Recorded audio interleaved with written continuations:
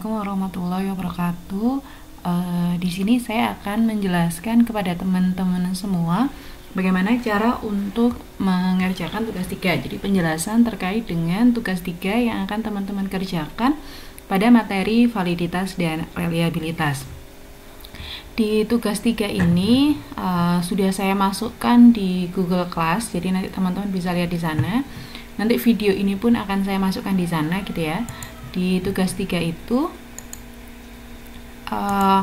ketika nanti teman-teman masuk di folder Google Class di tugas 3, dia akan ada 5 file, 6 plus video ini gitu ya, plus nanti saya tambahkan tutorial pengerjaan tugas, contoh gitu ya, contoh penulisannya kalau teman-teman mempraktekannya dengan menggunakan SPSS. Jadi nanti di tugas 3 ada 7 file yang akan teman-teman dapatkan. Di sini sementara masih 5 karena masih saya videonya akan dibuat gitu ya. Nah, di situ nanti teman-teman akan mendapatkan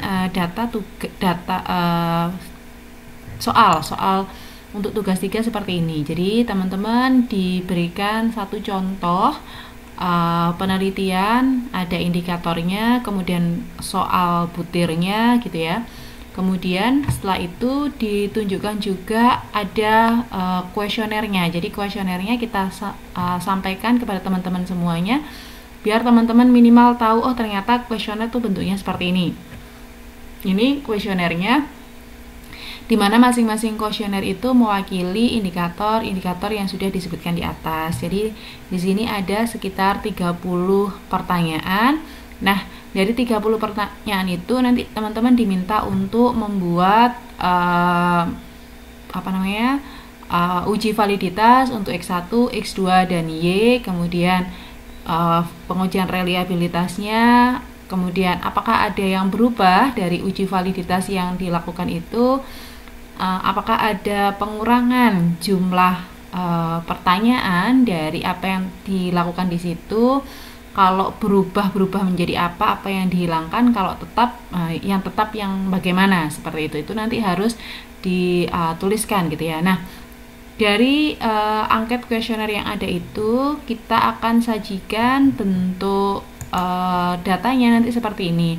Jadi ada variabel Y, kemudian ada variabel X1, kemudian ada variabel X2. Jadi kita punya 3 variabel di sini, Y, X1 dan X2. Nah, ini nanti teman-teman analisis ya, pengujian validitas dan reliabilitasnya terlebih dahulu. Kalau sudah, kita nanti akan menentukan oh dia valid dan reliable, maka nanti kita akan masuk ke uji regresi dan lain-lain dengan menggunakan informasi yang kita dapatkan di tahap ini gitu ya. Jadi ini nanti teman-teman kerjakan.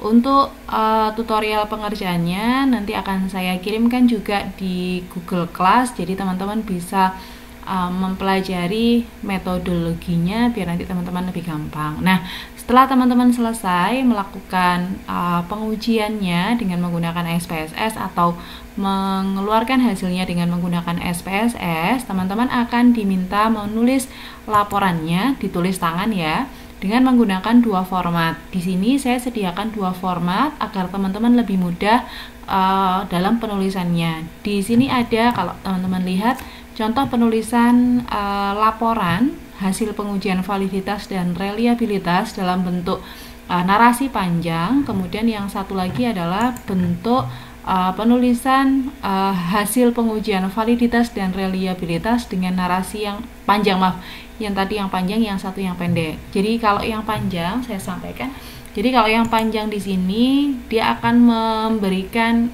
definisi-definisinya terlebih dahulu, syarat-syaratnya biasanya kita sampaikan, baru kita masukkan hasilnya seperti ini. Ini yang cara yang panjang, contoh cara yang panjang. Nah, kalau contoh cara yang pendek, teman-teman cukup menunjukkan hasilnya saja, kemudian kita definisikan di bawah hasil itu nilai-nilai yang teman-teman dapatkan, seperti itu. Jadi boleh menggunakan cara yang panjang, diperbolehkan juga menggunakan cara yang pendek, asalkan teman-teman paham apa yang harus teman-teman tuliskan di sana, seperti itu. Jadi ini sedikit informasi bahwa teman-teman diperbolehkan menulis dalam tulisan yang panjang atau dalam tulisan yang pendek, karena dalam penulisan pembahasan gitu ya, pembahasan di bab 4, pada saat kita melakukan turnitinnya itu dilakukan, sehingga semakin banyak kata-kata yang kita ambil dan itu sama dengan orang lain, mengakibatkan ketika kita nanti turnitin, dia akan menghasilkan hasil turnitin yang tinggi juga. Sehingga itu di sini saya juga sampaikan bagaimana cara penulisannya versi yang pendek. Itu ya, semoga nanti bisa mengerjakan dengan baik. Apabila ada pertanyaan, dipersilahkan bertanya di grup, biar nanti kita bisa sama-sama belajar dari sana. Jadi jika ada permasalahan, teman-teman bisa komunikasikan dengan saya di grup. Sekian sedikit informasi terkait dengan pengerjaan tugas 3. Semoga teman-teman bisa mengerjakan dengan baik dan bisa mendapatkan manfaat dari ilmu yang kita pelajari ini. Sekian dari saya, terima kasih. Wassalamualaikum warahmatullahi wabarakatuh.